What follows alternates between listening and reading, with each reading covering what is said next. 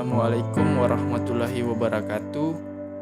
Perkenalkan, nama saya Muhammad Fazli, NPM 1940 10 10 50 dari lokal A1 Aquacultur. Di sini saya akan menjelaskan sedikit mengenai materi mikrobiologi akuatik. Adapun yang pertama yaitu dasar-dasar mikrobiologi.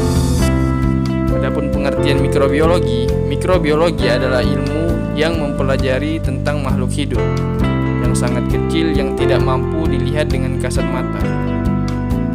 Mikrobiologi sendiri didefinisikan sebagai semua makhluk hidup yang merupakan objek kajian dari mikrobia. Dan adapun pentingnya mempelajari mikrobiologi. Mikrobiologi dapat memberikan keuntungan bagi manusia, misalkan dari pembuatan nata de coco, sampai roti, kecap, yogurt, tempe, dan lain-lain.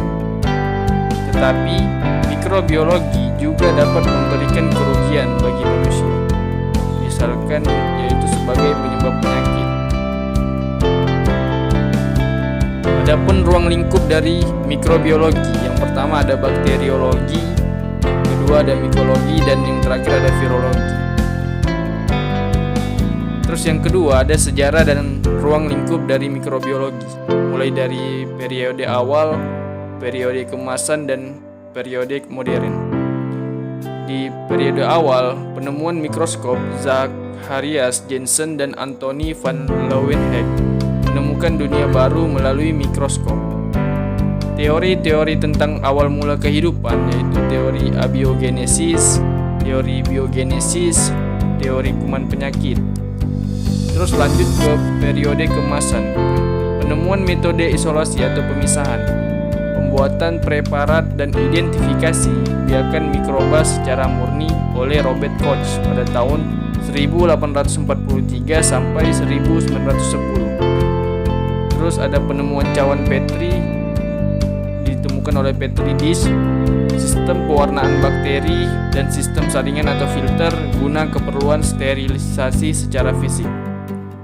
Terus yang terakhir itu periode modern, ditemukan berbagai peralatan modern untuk mempelajari mikrobiologi. Terus yang ketiga ada sel mikroba. Mulai dari struktur sel mikroba, pengertiannya sel merupakan satuan kehidupan terkecil yang menyusun tubuh makhluk hidup. Terus yang struktur dari sel mikroba itu ada prokariotik. Adapun yang dimaksud dengan sel prokariotik itu terdapat pada mikroorganisme sel tunggal. Terus ada struktur sel bakteria. Di dalam struktur sel bakteria itu tidak ada organela dan kromosom tunggal dalam sitoplasma. Itu juga mengandung sel eukariotik yang mempunyai inti sel sejati dan sistem membran internal.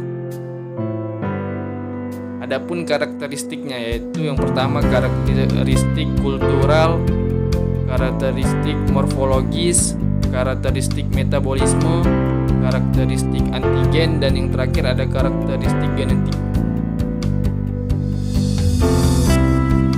4. Dasar-dasar bakteriologi.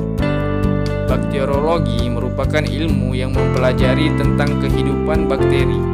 Di antaranya klasifikasi bakteri, struktur anatomi sel bakteri, cara kerja sel bakteri, interaksi antar sel bakteri, dan juga tanggapan bakteri terhadap perubahan lingkungan hidupnya.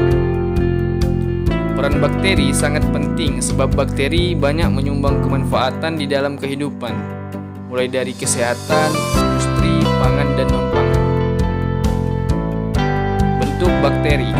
Satu itu bentuk batang atau basil, yaitu monobasil, diplobasil, dan streptobasil.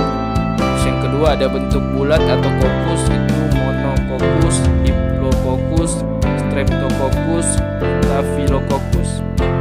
Terus yang terakhir ada bentuk spiral, yaitu spiral, vibrio, spiroseta.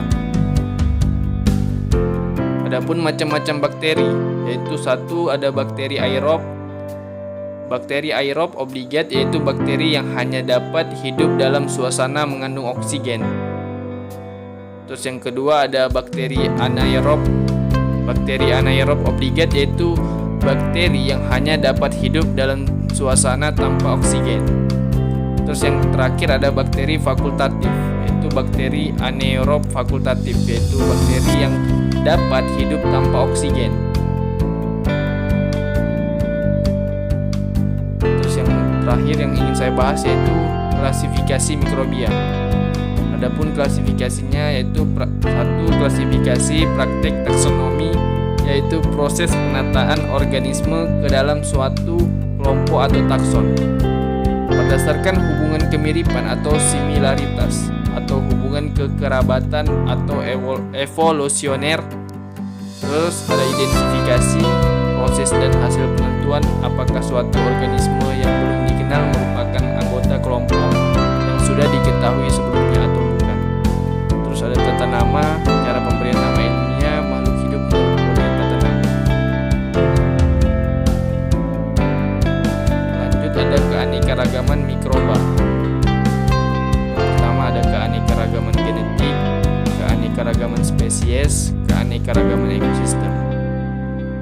Terus ada keanekaragaman bakteria, yaitu domain bakteria, dunia bakteria, dan 23 filum. Adapun studi kasus, yaitu isolasi untuk mengetahui karakter atau ciri bakteri, karakterisasi atau uji fisiologi, biokimia, dan molekuler. Terus ada identifikasi berdasarkan buku identifikasi. Karakterisasi dilakukan berdasarkan buku identifikasi. Identifikasi berdasarkan buku identifikasi. Oke, sekian materi yang bisa saya sampaikan. Mohon maaf jika ada salah kata. Saya akhiri, wabillahi taufiq wal hidayah. Wassalamualaikum warahmatullahi wabarakatuh.